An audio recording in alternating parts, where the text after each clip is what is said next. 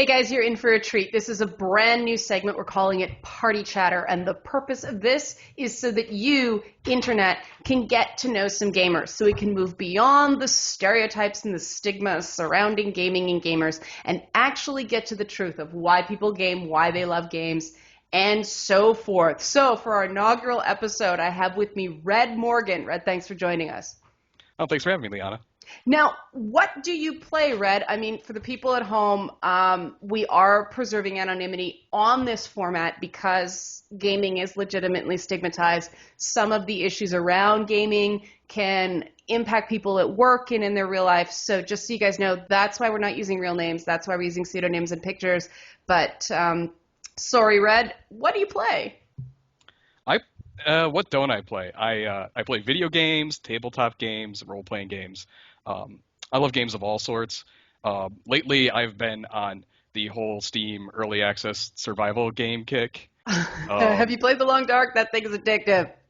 I just got that today, actually, and I haven't played it yet. Kiss your life goodbye. Well, that was me with The Forest up until last week. Yeah, similar, for sure.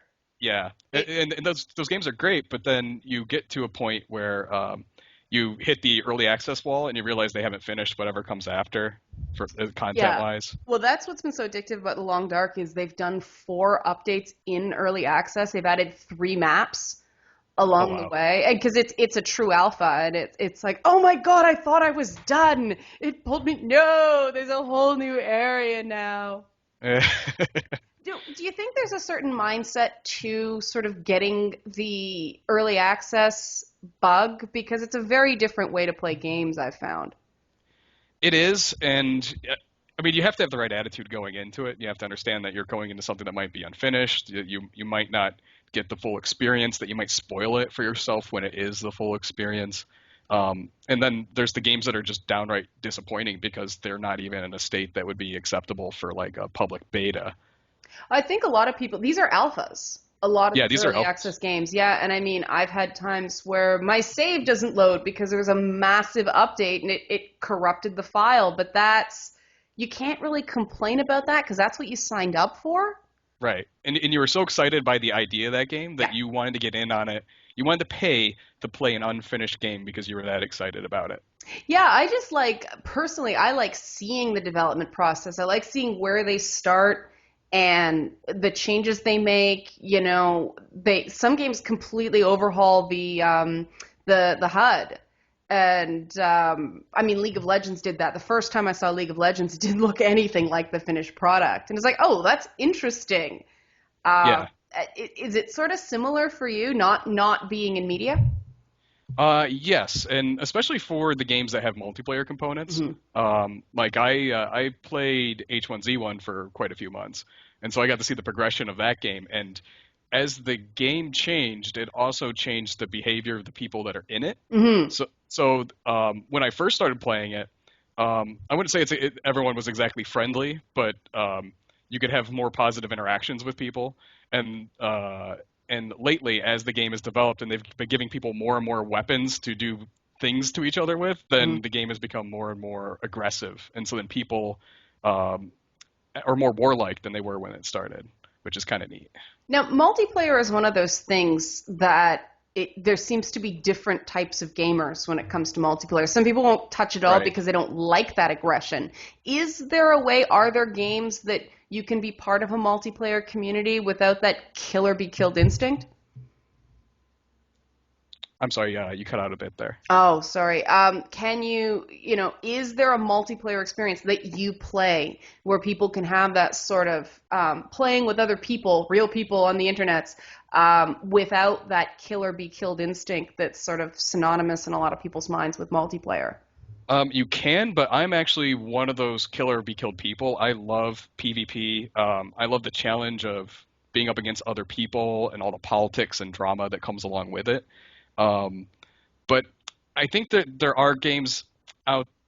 I mean, here's the problem is that if you play a game where everyone is supposed to get along, then you could be a huge jerk in game, and unless there's someone moderating it, there's nothing to curb that behavior. Mm-hmm. Whereas if you play a game where it's basically a sandbox and players can do things like kill each other or take things from each other, you sort of want to be nice, at least with your in-group, Hmm. because you could be punished that way. Um, What's the appeal of that sort of, kill or be killed gameplay? Because I admit I can't relate to it. I have enough of that in my real life. I swim with a lot of sharks. So as somebody who enjoys that kind of gaming, what's the appeal for you? well, I started in Ultima Online, Hmm. and um, and that was interesting because it was sort of the only MMO to play at the time. It was right before EverQuest became a thing, and so you had the wolves and the sheep all coexisting together. And I've always been a big fan of role playing, Hmm. and as much as I enjoy role playing games and video games, it's not the same thing as if you're in a tabletop and people are telling stories to each other.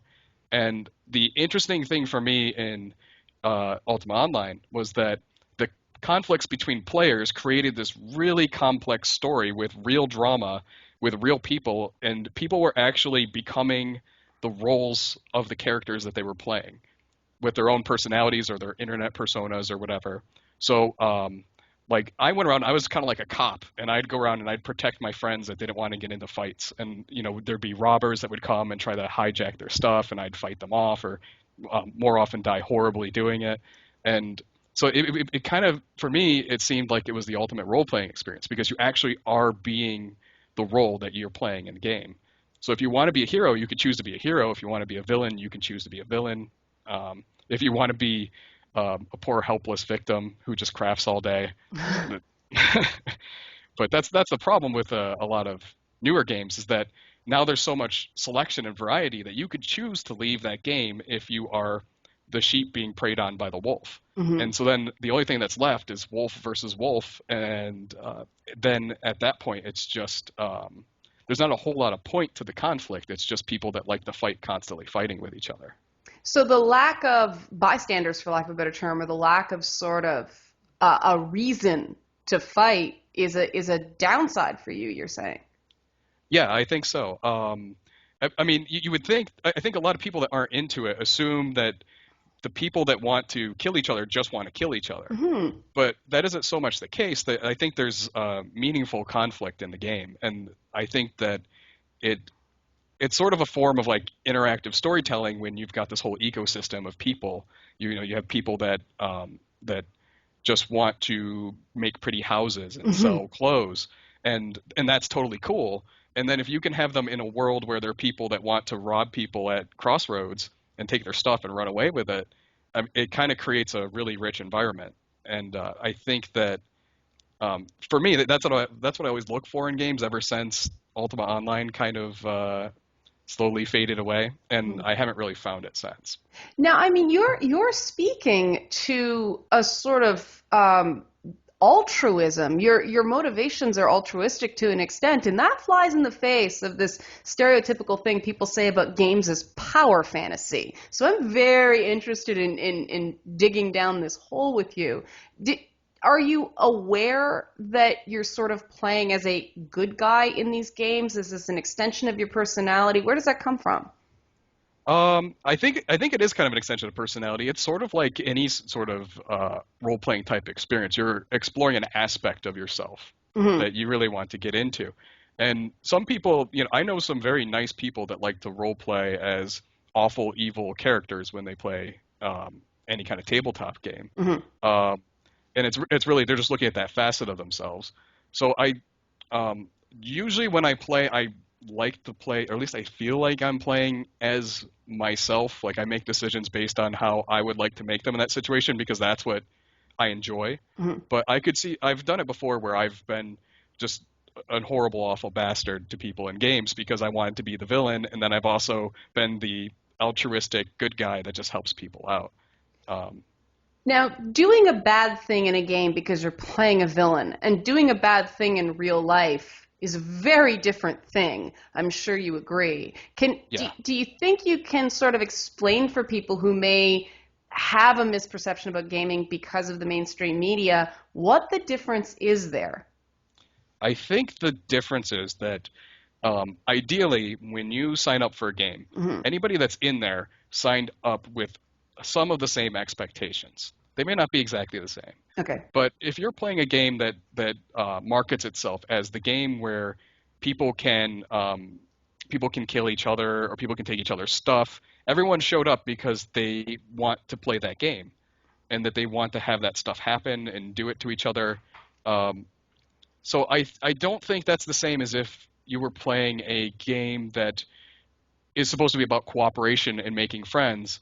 If someone goes into there and starts trolling or starts attacking people or talking trash of any kind, I think that they're violating the spirit of the game, and not everybody is having fun. Like, you might be having fun being mean and nasty there, but everybody else is mad at you.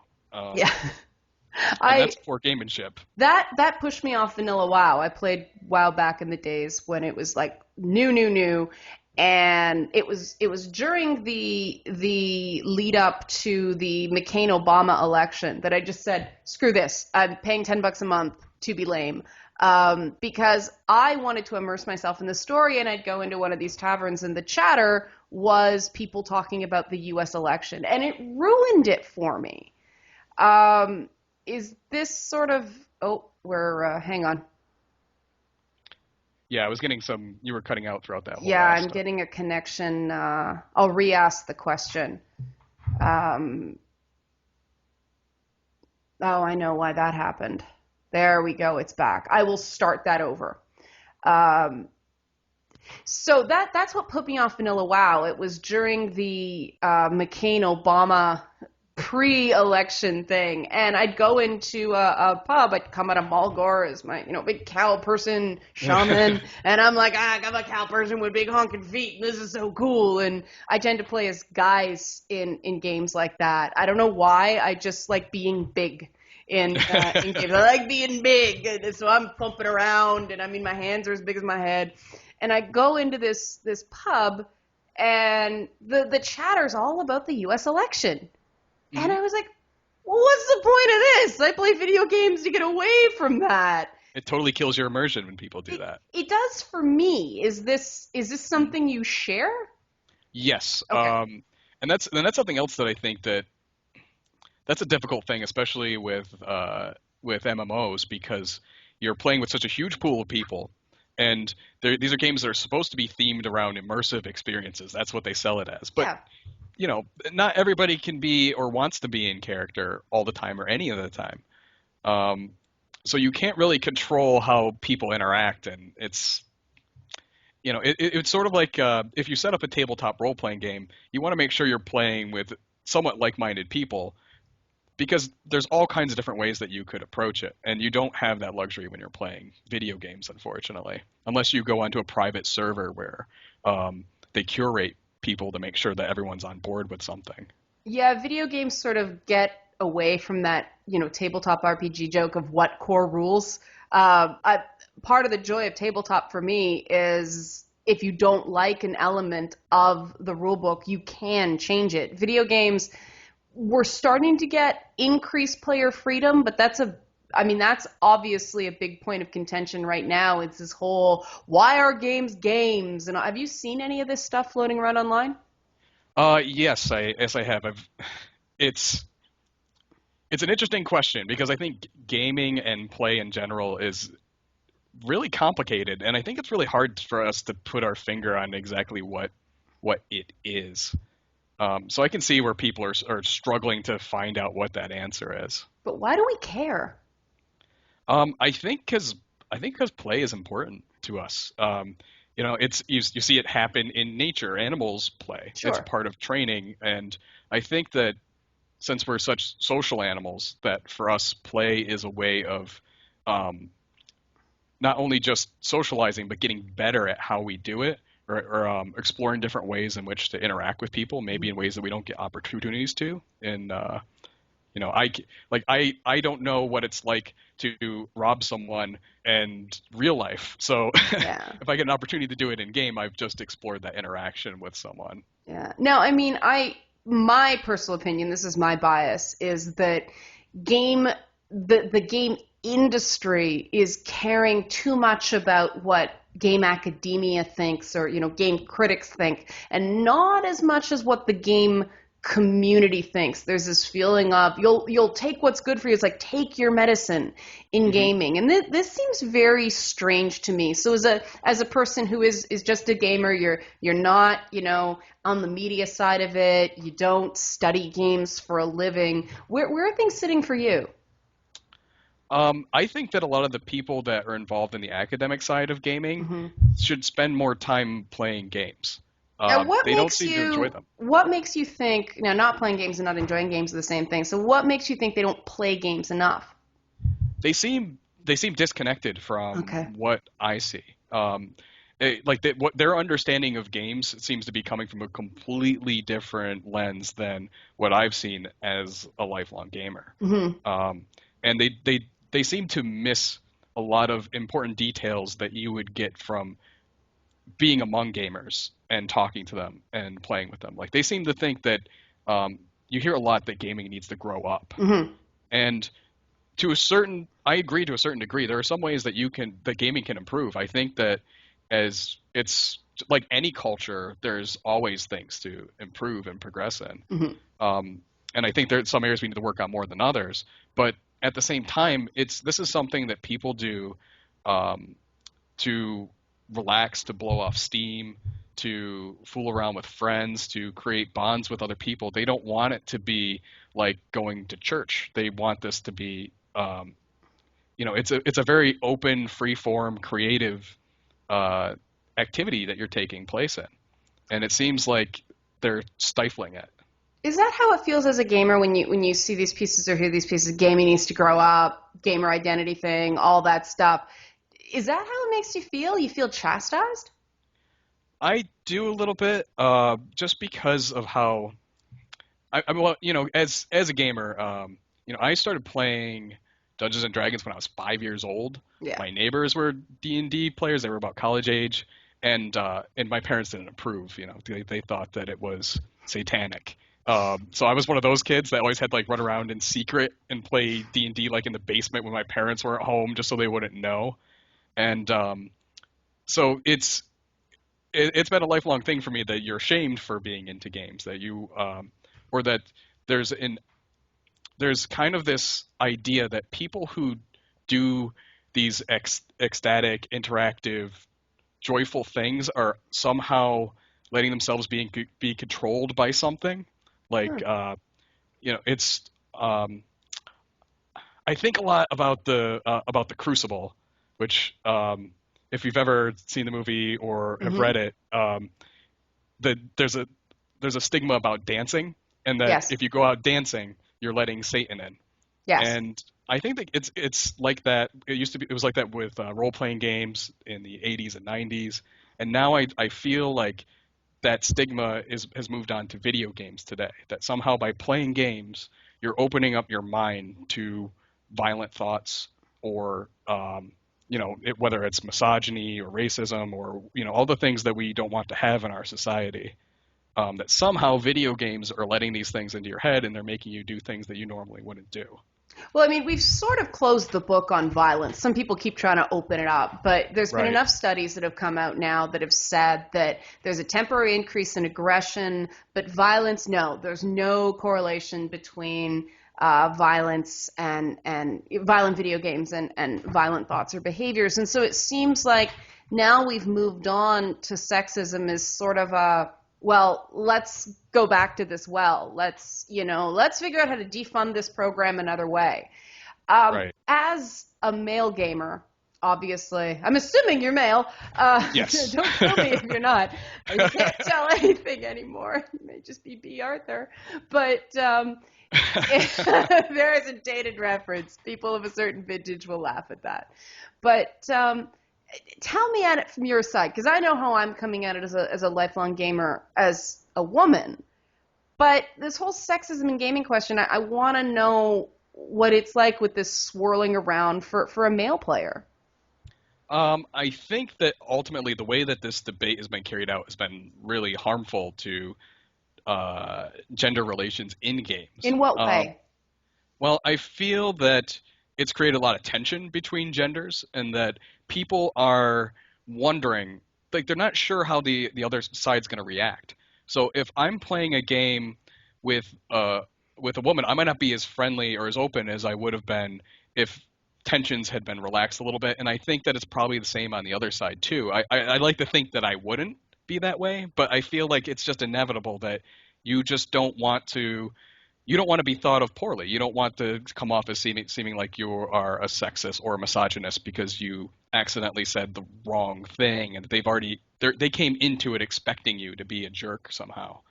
Um, and also, I think it's very harmful because it's I think that they're half right when they say that you can do things better as far as genders go in gaming culture because gaming has for a long time been a predominantly male activity, and when a bunch of guys get together, they act like guys, and sometimes that's a good thing, and sometimes that's a bad thing, and I think that there are some gender issues that are there to address, and I think that it's really hard to do better at those things when you're fighting over kind of a ridiculous parody of a gender issue that never even really existed in gaming. Gaming has always struck me as being a very progressive hobby, and I feel that even if someone does throw some nasty comments in a game when you're playing with them, I've always felt that women have been very well accepted and treated generally well. You know, probably more so than I feel like I get treated. I mean, if if I'm playing with an MMO or playing an MMO, and if there is a woman that's in the group, she might get special attention that I don't. And it used to be a joke that back before everyone was Yeah. using voice on games that you could role play as a girl, and then everyone would give you stuff. And Yeah. Yeah. No, I've seen this. I know exactly what you're talking about, and it makes me very uncomfortable. right, It that drives me crazy because I don't feel like I'm ever going to be treated as an equal. I think you actually touched on another reason I tend to play as male characters right. in games like that because I don't want to be treated differently. That happens in the real world. I know a lot of women that do that they Yeah. actually play anonymously just because they just want to be treated as just another person playing a game. They don't want to be treated as a woman. And I think that is another side to sexism that actually gets missed Yep. when you're talking about games because then you're favoring women instead of just treating them like another gamer. But that's Um, still an idea that we can't do it on our own is right. the thing. Why do we need extra stuff? Why can't we just do it the way everybody else does it? Because, in a video game, it isn't the same issues of what may be biologically, physical strength or something like that, or just a sense for, oh my God, we get periods, and so once a month we feel awful. These are real things. These are real things. Does this Right. mean we are weaker? No. If a guy felt like he got kicked in the nuts for 5 days a month, I think he'd be kind of out of commission then too. But in games, we don't have those issues. And it's interesting to me that it carries over, and there is sort of this unease, but at the same time, I'm just going to throw this statement out at you and see what you think about it. There's the fact that we're even attempting to challenge it in games because it is part of an interactive medium, I think is very, very positive, the fact that we're having this conversation at all. What do you think? Yeah, no, I think it's a good conversation, and I think it's one that we should have because I mean I agree with you. I think I'd like to treat everyone I play games with as a gamer. Your gender, race, social status, religion, that stuff doesn't matter. Are you a cool person? Are you fun? Are you going to get me killed in this game where I need someone to keep me alive? Yeah. Those are the things that I care about. Yeah. Um, Now, I mean, the trash talk does complicate this situation, right? Because, I mean, yes. the minute when everybody else is going, oh, suck my dick, oh, fuck you in the ass, and things like that, and then you get, oh, you fucking cunt, that immediately, to me, when that happens, it's like, well, why don't you use the same insults you're using with everybody else? Well, we know why. Thanks for taking away the thing I use games to get away from. That's Right. a legitimate issue, and I feel like things have been so polarized with this the way it's been approached, that this isn't the whole concept of trash talk and what it does when you go there And that's true for race, that's true for, trans players getting, are you a guy or a girl? Things like that. I and I'm very torn. I'm stuck here because, I have the cultural thing where it's like, all right, this has been a part of gaming. This is Right. all you say the thing you think is going to sting the most. Right. I intellectually understand that. On a gut level, I wish people wouldn't do that because it does make it less accessible. It does make that first couple of experiences less fun for a new player. So what do we do about an issue this complex? Because there isn't an easy answer. I think the big problem with that in gaming is that you're dealing with anyone that could be 12 years old Hmm. to 60 years old playing together, and those people might be, you might have people that maybe this is the only way that they interact with people. You could have Yeah. people that most of their interactions in life are very civil, and then they get into the situation suddenly where someone is hurling all kinds of, gendered or racial insults at them to try to get them mad on purpose. Um, so I think it's really tough. There's too many kinds of people playing together in the same place in a culture where it's kind of accepted to trash talk.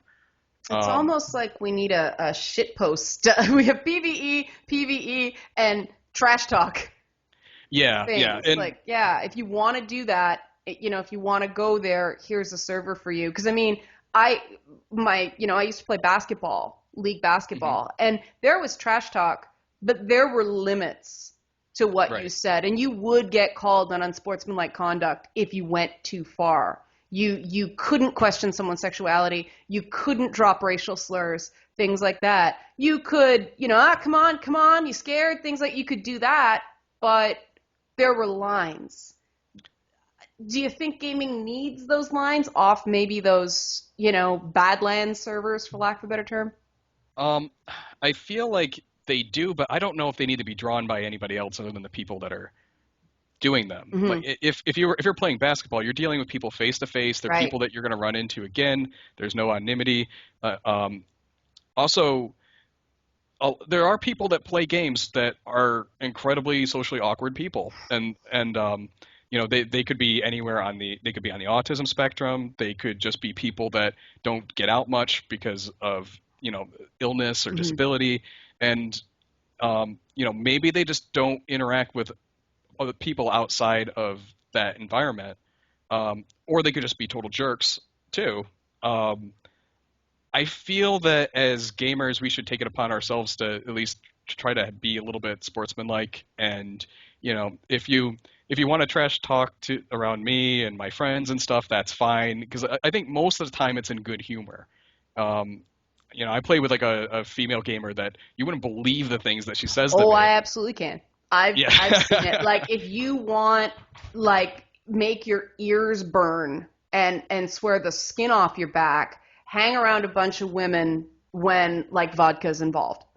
Right. It gets just wow. Like we put the guys to shame, especially when you get female gamers or female comic book geeks or something like that. And that's why I sort of understand the cathartic property that goes into sort of the trash talking gaming is because I know I've been at these girls' nights and they're what make me uncomfortable about girls' nights. They just unload, all the Yeah. stuff that they feel there's an imbalance of in the rest of their lives. They just want to spew. And I equate that to the trash talk in gaming, but at the same time, I don't like it in either place. Like I'm consistent, but I see that I'm sort of outnumbered by the people who do want to have that sort of purge. Do Yeah, and I think that for people to get that stuff off their shoulders, I mean, people have to be free to vent a little bit in gaming. Like, I Mhm. feel that that's part of it. Um, it's just not everybody is so good at knowing when to draw their line and when to back off, and the people have different sensitivities too. Something I might say that might be okay to you is going to offend someone else horribly, Yeah. and I wouldn't know What until I've done it. what would you suggest people do when they do come across something? Because everybody has I don't even call it offense. There's certain things that hurt. We all have those bad memories, especially gamers, where bullying is in so much of our histories. And we all have that thing. We all have that name or that word or that comment that makes us think about a very, very bad time. Hmm. What do you suggest someone does when someone intentionally or not trips that switch?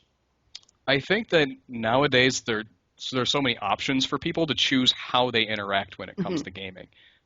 It used to be that um, you had your clan or your guild, and that was those were the people that you interacted with, and now you have randoms that you can come across if you're playing something like Hmm. Counter-Strike, and and those interactions are usually the worst because you're random to them, they're random to you. They don't care. They just want to spew whatever they want at you. Hmm. Or you could play with a group of closer friends. You could form leagues if you want. I think player-run organizations are really important for anyone who is concerned about that because you can curate the people that you play with. There's so many gamers out there, and there's so many different types of gamers, and they're guaranteed to be a large enough group of people just like you who are looking for the exact same experience. Now, Um, how much inclusivity, I'll call it that, can somebody expect when they join one of these player-run organizations? Because I see some people come in and they ask for a level of accommodation that personally I feel is unreasonable. I feel, and this right. is just my opinion, rules are posted. You can lurk for a bit, or if you don't like it, you can leave. But I feel like there's an element you can only expect a group to change so much to accommodate you. Is this, would you say, a more common opinion, or am I just old and out of touch? No, I totally agree with you. You Okay. have to respect the culture of the group that you're joining. Any online group that you get into, it's going to have its own culture if it's been around for a while. So if you're joining other people that are gaming together, you have to respect that they're doing something and that they have a good reason for why they're doing it, and that you can't walk in and expect things to change. Yeah. Um, Now that doesn't mean you can't voice an opinion like, hey guys, maybe right. we should eat. I mean, the thing that I I had to train myself out of was when I was a kid, that's gay meant that's stupid. And Right. obviously, gay rights evolved to the point that if you say that's gay now, you can really offend someone. Hmm. That was a correction I sort of saw the point in.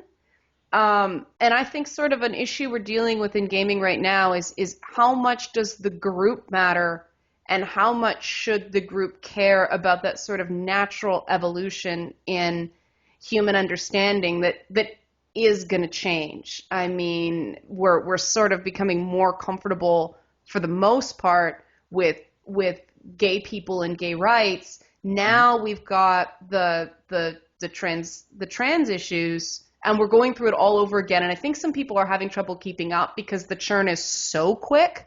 So what are some things we can do to sort of make everybody just slightly uncomfortable instead of totally knocked off balance like we have now?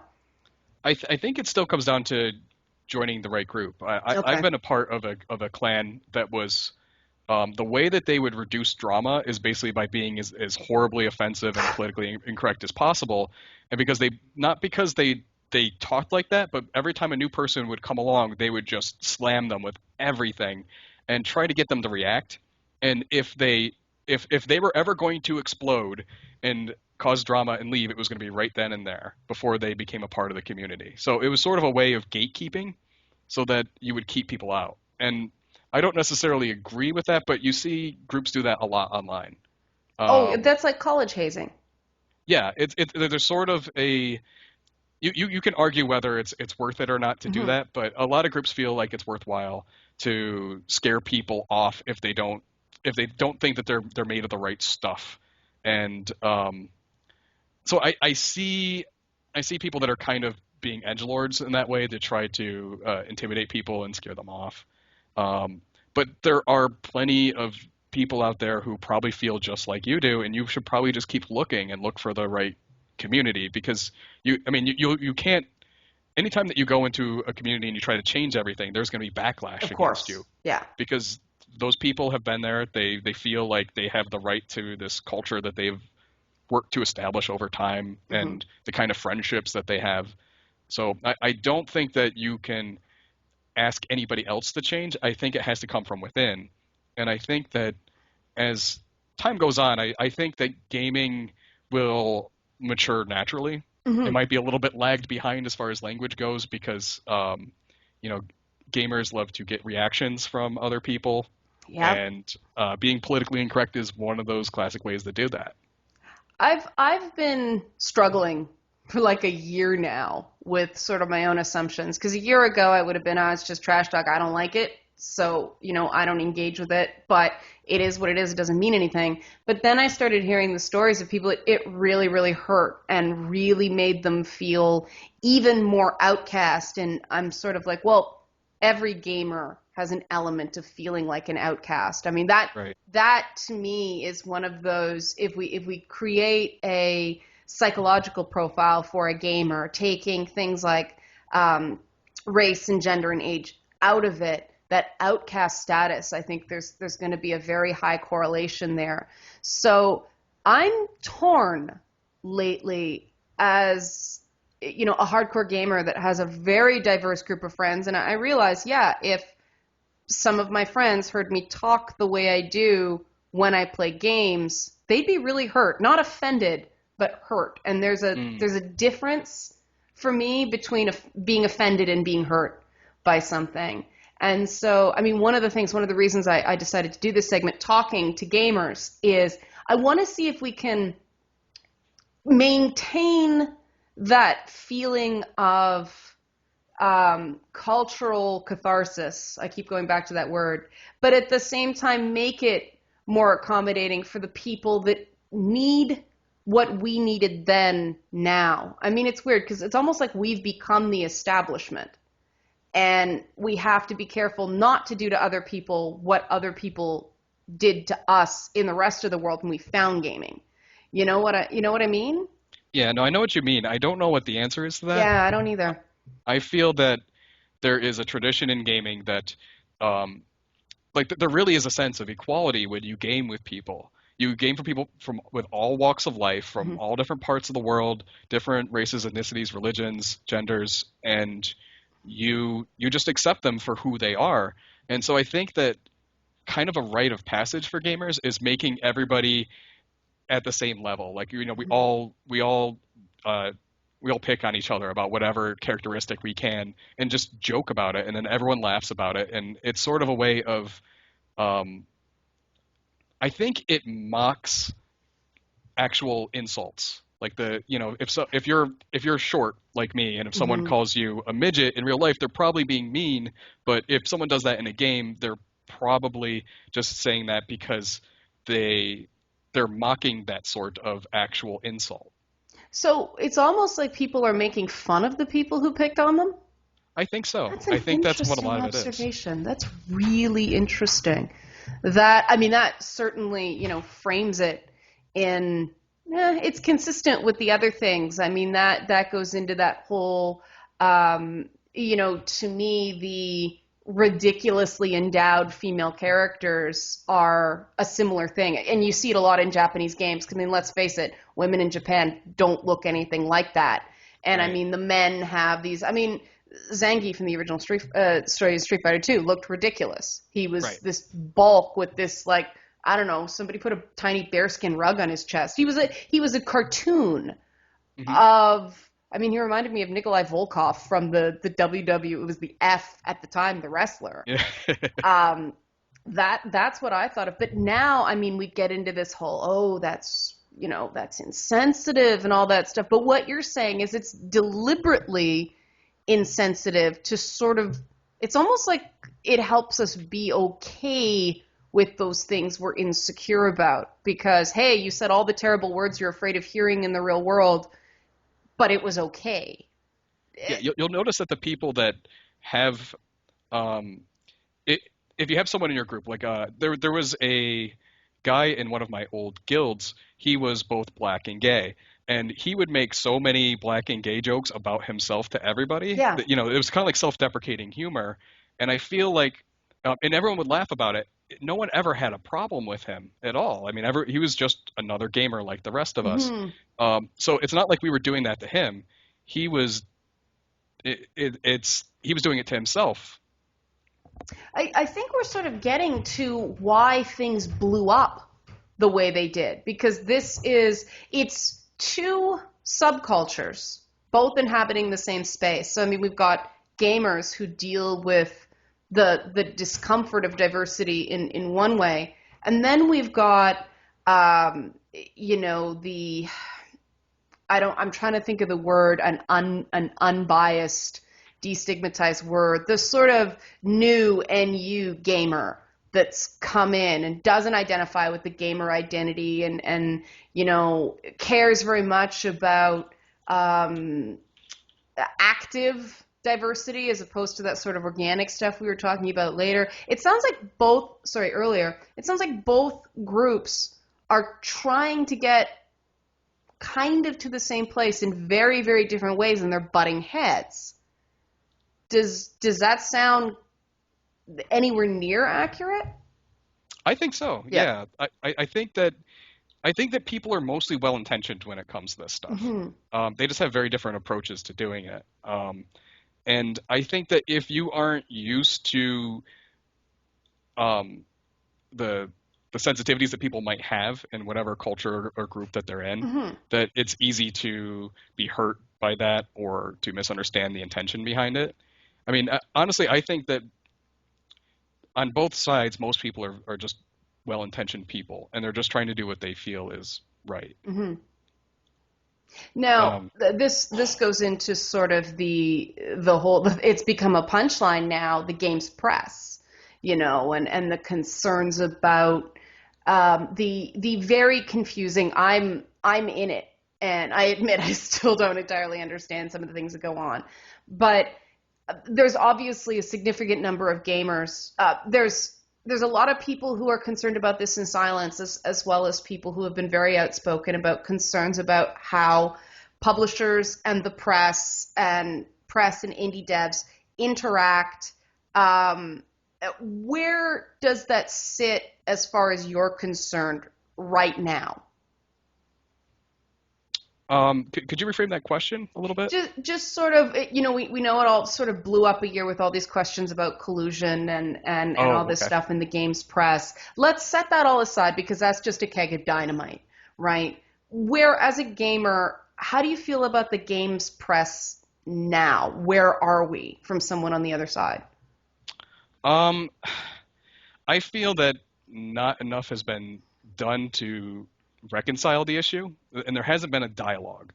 Okay. Um, and I think really at this point you have very entrenched people on two sides, and nobody wants to budge. And so I feel that that is a problem, but at the same time, things are changing regardless of what's going on there. Mm-hmm. You see that YouTubers are on the rise right now, and Mm-hmm. traditional game sites are on the decline. And I think that if people really just want to be stuck in this death grip with each other, where no one really wants to talk, and you've got journalists that are attacking gamers, and you have gamers attacking journalists, I think that the problem eventually is just going to solve itself, because YouTubers are going to gladly take up that audience instead of feuding with them. Mm-hmm. Now, when you say not enough has been done, there's been a lack of dialogue. Can I get some specifics on that? Because I hear that, and I want to understand the details. As as a games writer who understands that learning is a constant part of the process. hmm I feel like that game journalists haven't really made an effort to have a conversation with their audience. Some of them have done things like they've updated ethics policies, Mm-hmm. which I see as great. You definitely have to give them credit for that. Some of them have started disclosing relationships, whether they wanted to or not. um, and I think that that's a positive thing. But there, there's definitely a lot of spite, and I feel that a lot of game journalists, especially over the years, they've had so many negative interactions with people that they now see all gamers as being that person they've had a bad interaction with. And And we're back to that. We're back to that outcast psychology. Right. Yeah. Yeah. And even these people that deal with games, I think that um, some of them are just so frustrated. You know, like if you write a review and then you see someone who's just going at you about your review and saying that like, oh, obviously you were paid off by Microsoft to write this review or something like that. Um, I think that eats at people, and I think it has kind of it's um, I think there's a lot of negativity that's built up there, and I feel like they're directing that at gamers in general instead of just saying that hey, you know what, there's trolls out there who want to make you feel bad about everything and just treat it as such. Yeah, I mean that's true. I mean, one of the worst backlashes I ever had writing a review was Halo 3. And it was a less informed time, and so I got a lot of, well, you're just a girl, what do you know? Right. And it's weird because I remember I did an article, the first article I did that went viral was on World of Warcraft, and it was, you're a girl, and of course you play RPGs, you're a girl, and of course RPG games were 90% male at that point. The numbers have changed since, but that stuff gets exceptionally frustrating because those comments are dehumanizing. Mhm. And troll or not, they do wear at you, and I think that's why I'm trying to understand what people mean by dialogue. Because to me, I keep coming back to, well, every time I tried to dialogue with people, it was just a bunch of people yelling at me in a chat while 20 people on, the keyboards called me a see you next Tuesday. Mhm. So that's not a discussion to me. Yes. How do we find a format? Because obviously these open things with chats and open comments and things like that, that's not the path forward. They're too easy to troll. Mhm. What would this discussion look like? I think it could be something as simple as just journalists recognizing that their critics might have valid points that need to be addressed. I don't feel like they've even gone as far to do that. I'm not saying that their critics are necessarily right about everything. I don't Hmm. think that they are. There's some areas that I definitely disagree with, even though I tend to be more on the gamer side than the game journalist by far. Hmm. Um, I think that you have to recognize that if enough people are complaining about what you're doing and how you're behaving, that you might want to spend a little bit of time uh, mulling over what those reasons might be. A little introspection might be in order. I think you have a valid point there. The problem is then it boomerangs around, and gamers as a whole have eaten as much criticism, if not more so, than game journalists. I mean, Law and Order didn't write an episode about game journalists going around and raping people. Right. So how do we filter out that nonsense, which, as somebody who's been in the games industry for 10 years and has attended events alone as a woman, I know that stuff doesn't happen. Um, how do we know on both sides? Because, like, what it sounds to me is you're saying you're looking for a mea culpa from Uh, from that side. How do we get a give and take here? Because, as I said, both sides have been heaped with huge amount of criticism, and I'd say beyond that, scorn. right. Well, I think that there does need to be some kind of reconciliation, Hmm. because it seems like both sides basically want to see the other side burned to the ground. When And that by Law and Order sides, you mean sort of the extremists in journalism. I apologize for interrupting, but I want to be clear. Sort of the right, extremists in the game press that are highly politicized and are sort of that, I call them the deal with it crowd. That they'll say something inflammatory knowingly and watch it burn. And on the other side, you're talking about sort of the similar counterparts among gamers. right, Right. Okay. yeah, So we're on the same page. Go ahead. yeah. Um, I think that there, for any kind of reconciliation to happen, people have to recognize that. I think that people involved in Gamergate need to recognize that um, game journalism is really just it's entertainment journalism. It's not, you can't hold people to the same standards that you do for someone that's reporting on Washington politics. Um, we're talking about video games here. We have to be a little bit realistic about that. You have to give them a little bit of slack. It doesn't mean that you can let game or that you should let game journalists be outright unethical or Hmm. lie to their audience. but you can be reasonable about how you approach it. And I feel that game journalists need to recognize that just because these people are criticizing you doesn't mean that you have to try to shame them publicly or let your allies do it for you. I mean, if you look at So that's the issue. Not so much having to adopt everything the critics are saying, it's the tone of the response. I think so, or Yeah. even just any kind of response whatsoever. Like you noticed during the Law and Order episode, um, if you were watching the reactions, there were a lot of people that didn't say a word after that episode came out. And these are people that work in the game industry, and they didn't speak out against it. They didn't really criticize it, or if they did, they just tried to hand wave it. I think And a lot of people were like, what did I just watch? yeah, I think a lot of people were stunned because it was so ridiculous. It was hard to believe that this is something that's been produced in It seems to 2014 or me, 20. as someone who's worked on TV and has interviewed Dick Wolf cast members and things like that, it was a substantial drop in quality from how they usually do a show. And it seemed to me like they rushed that script and they rushed that production to get in on a controversy. And that I'm still not sure what to think about it. Obviously, they're a TV show. They're interested in ratings. I'm not sure the experiment worked. I used to watch Special Victims Unit. I haven't watched it since because I'm sort of like, well, if this is the way they treat something I have a deep perspective of.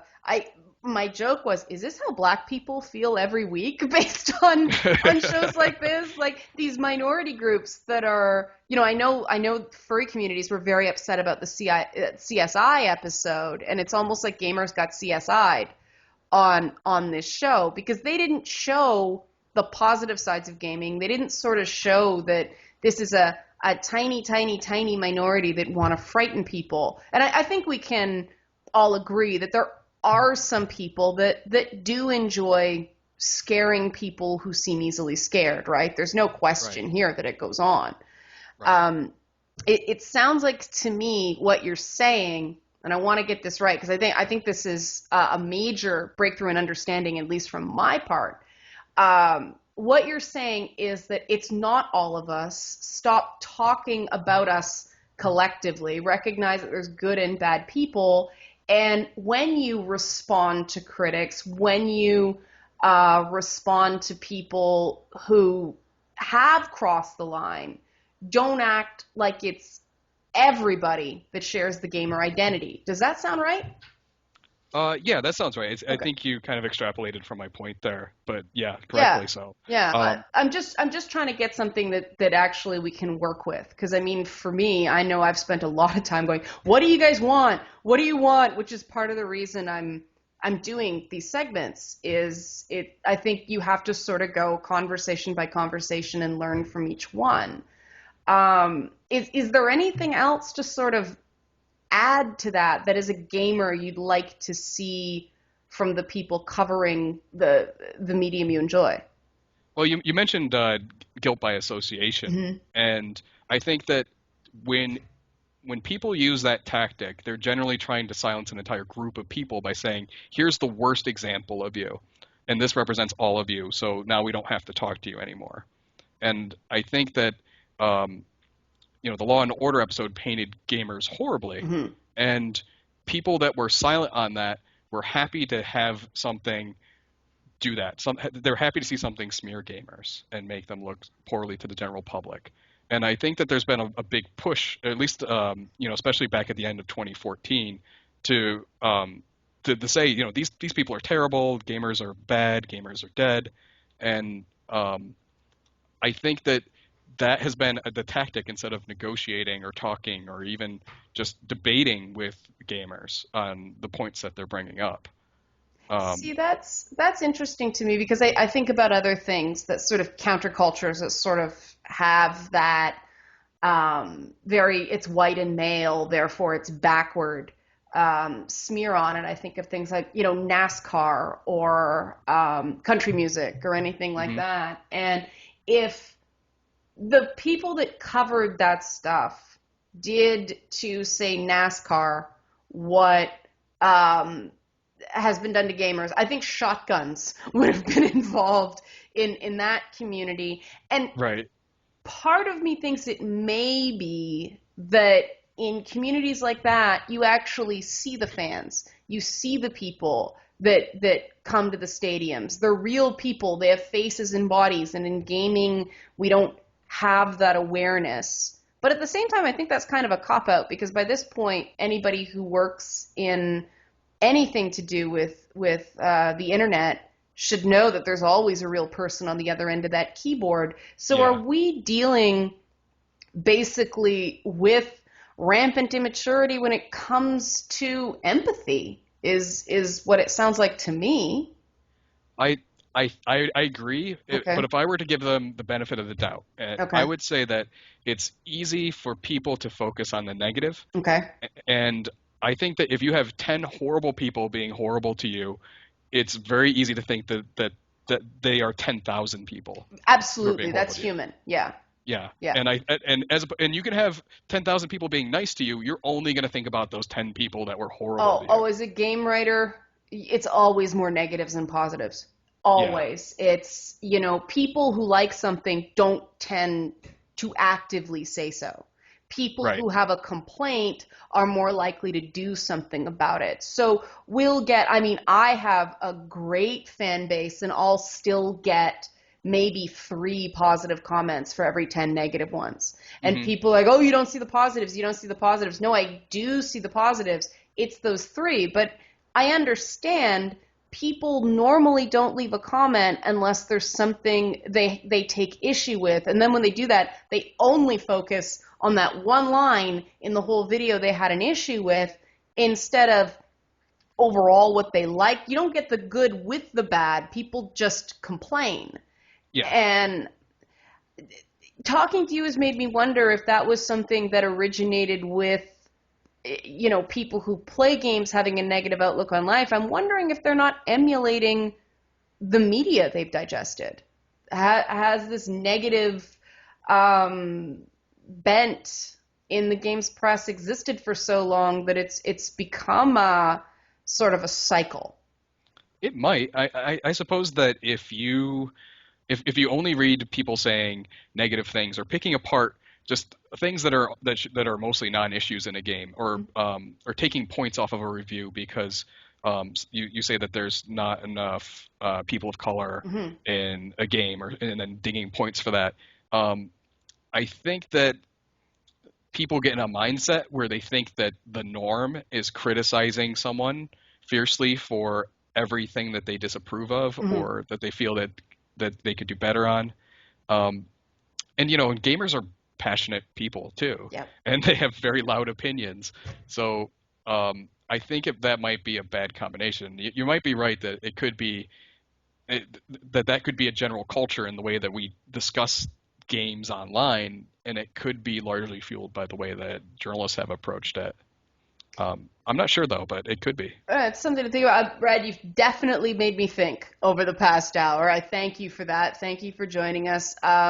We've been talking with Red Morgan, a gamer who was willing to come on under a pseudonym to talk about gaming and gamers, to try to humanize the discussion and dialogue surrounding video games, to show that it's real people who play these games, not trolls and monsters that live under a bridge. So, Red, I'll let you have the last word. What do you want people who may not play games, who only play games casually, to understand about gamers?